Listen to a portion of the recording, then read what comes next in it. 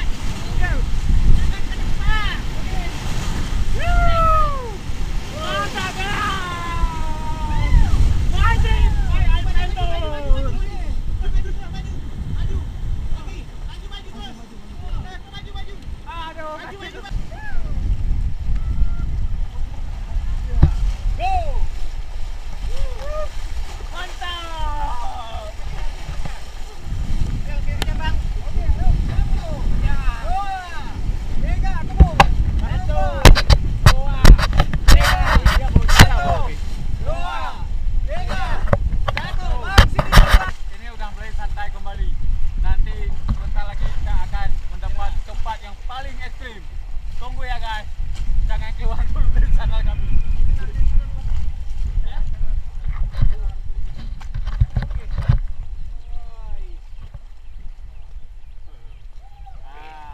Kami udah sampai di tempat yang santai. Jadi kami bisa santai sebentar untuk istirahat.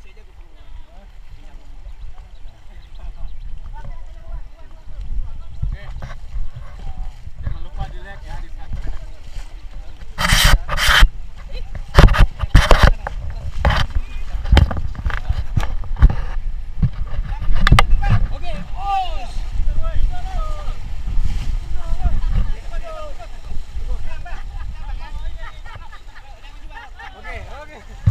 Bang, ni di foto ni perahu kuning. Hei, berdiri yang perahu kuning. Berdiri. Perahu kuning berdiri semua.